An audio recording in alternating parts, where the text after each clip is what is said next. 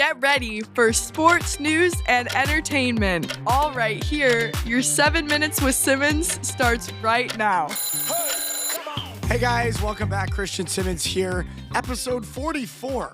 We're going to dive into the Ottawa Senators today, continuing our tour of the National Hockey League, identifying all recent acquisitions, trades, signings, draft picks of all of our 32 teams in the National Hockey League. And I appreciate Lane Lounsbury's comment from a couple episodes ago reminded me that there's 32 teams. I thought that was hilarious because I was having a hard time pinpointing the exact number. I was thinking expansion drafts. How many teams are there? Anyways, it's 32. And we've done 30 more to go. This is going to be the third one. And the Ottawa Senators are next up on the list. So we're going to dive in just in a few minutes here. But really quickly, I figured this would be kind of a cool thing to do live on the podcast. I was at the grocery store today doing a little bit of shopping, bought all my regular stuff, got a little bit of Black Forest ham, 200 milligrams, shaved, neat, unreal this stuff. Tastes fantastic. If you don't go to the deli often, if you feel like changing that, dive into some Black Forest ham. Let me know what you think down in the comment section below. Just a magical taste. Some cold cuts that'll blow your socks off, man. Throw that stuff in a sandwich.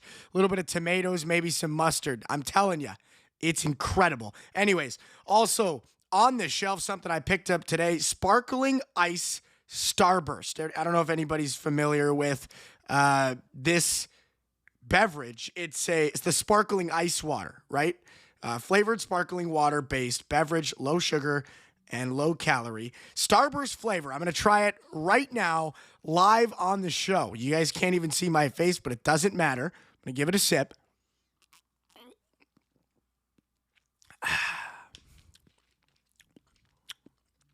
Starburst flavor. I don't know. Tastes more like lemon to me. I'm not going to lie. That tastes, it literally, okay. Well, clearly it says lemon on the bottle, so that makes sense. It's lemon Starburst. Oh my God. I'm having a rough start to this one, that's for sure. Wake up, Christian. Well, you know what? That about sums up my shopping capabilities. I just stumble through the aisles and grab at random things. To be totally fair, I don't really know what I'm doing in there. Like, I'm just, I'm like the lost puppy. I'm asking people for help, like, where's the guacamole kind of thing. I asked today, like, that's not even a lie. That came directly from my experience today. I asked for help finding the guac. Like, I'm a terrible shopper, and to be totally fair, I don't necessarily enjoy it either. I'd rather just have the food spawn in my fridge, and I'll take care of business from there. But yeah, that's kind of my interesting bit today. Another story I wanted to tell. I thought this is crazy. Not a wild Daschund. It was a wild Daschund, but in Australia, a Daschund found its way back home after 17 months in the Australian wilderness. How incredible is that? I did a quick Google search today, crazy stories, and this one popped up. It was actually sent out, written and shared back in May. But I figured, this is such a crazy story. I wanted to talk about it. 529 days alone in the Australian bush, and Valerie, the mini Daschund, returns home. How crazy is that? There are two owners, Josh Fishlock and Georgia Gardner, both in their 20s, had gone out for a day with the dog and unfortunately, Valerie ran away. She took off. This was on Kangaroo Island, a little camping trip that they had, and she took off. Anyways, 530 days later, the dog finds its way home. Never give up, folks. If your dog does take off, they can find their way home. It's all about determination and commitment and love for that animal. And, of course, this story with a beautiful, happy ending as Valerie returns home. 529 days. Isn't that incredible? Like, how crazy is that? It's almost hard to believe that something like that would happen. But let's get into the topic at hand. The interests that we all have today, hopefully aligned with the Ottawa Senators. I don't know that anybody really is an Ottawa Senators fan. I haven't met many myself.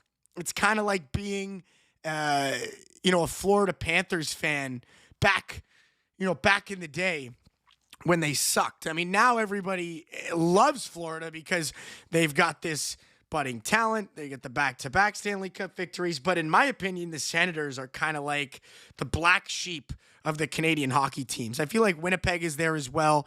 Ottawa is there. Edmonton, Toronto, Montreal. Those are your big ones, right? Everybody knows those guys. I feel like Ottawa's kind of like just lost in the bush a little bit. Kind of like Valerie. It's kind of like the mini Daschund. They're lost in the bush.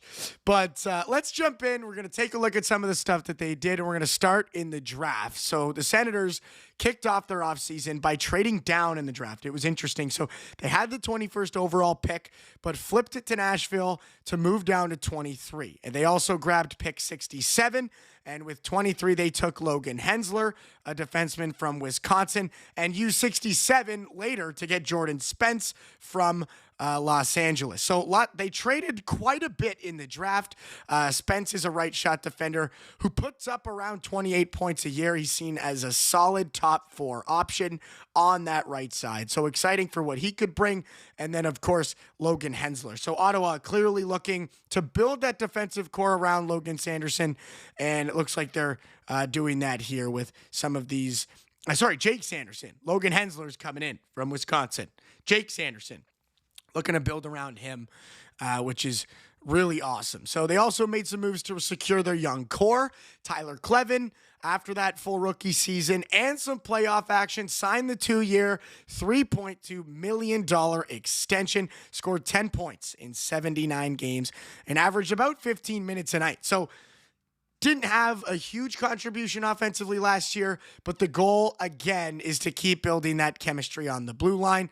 Also, interesting, this one in the forward core, bringing in some depth, locking it down, I guess you could say, Fabian Zetterlund, who joined via trade from San Jose at the deadline, signed a 3-year deal that's worth $4.2 million per season. He had 19 goals, 41 points last year, so it's a straightforward investment in the midline scoring. It makes sense. Like, bringing a guy who's going to get it done, 20 goals on that second or third line, 40 points, a point every other game. What's not to like there? Fantastic. Also, bringing things in from free agency, Ottawa landing Lars Eller on a 1-year deal.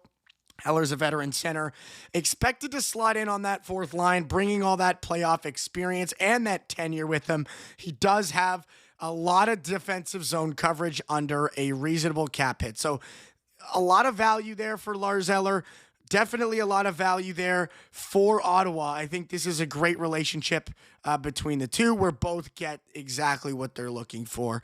And I think that's going to be a huge addition for Ottawa. We'll see how that plays out. Now, the goaltending situation. They signed AHL star Hunter Shepard to that 1-year, 2-way contract worth $775,000. Shepard, that 2-time Calder Cup champ and former playoff MVP, had a strong year in Hershey last season and provides experienced backup muscle in the net. So we'll see how that goes. And then, of course, beyond the core moves, Ottawa inked a couple of guys. Arthur Kaliev, Wyatt Bongiovanni coming back, Hayden Hodgson, Ollie Lixell, and Shepard again to that 2-way deal. Plus, drafted goalie Jackson Parsons to a 3-year entry level. So, depth moves aimed at Belleville and future call-ups. So, we'll kind of see how things develop there. And then getting into the chatter, some of the rumors. Erik Karlsson, can he come back?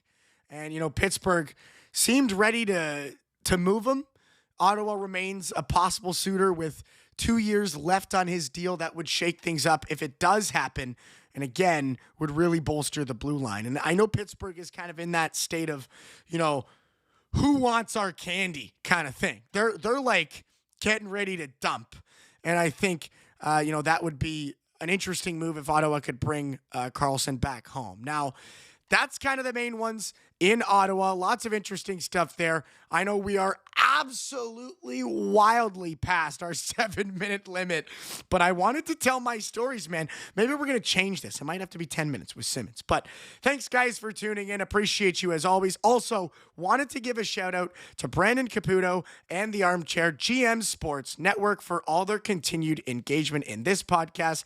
Brandon sent me a funny text the other day regarding my finger injury. Yes, Brandon, I did make it through my shift the other day, and I really appreciate your concern. Also, guys, if you have a chance, check out what they're doing. Armchair GM Sports Network, the OHL Ice Dogs official podcast, as well as OHL in 60, and a whole lot more on Armchair GM Sports Network. Be sure to tune in to Brandon and their team as they're doing some fantastic stuff in the sports media space. That's going to do it, guys. Thanks for tuning in. We'll see you next time. Peace.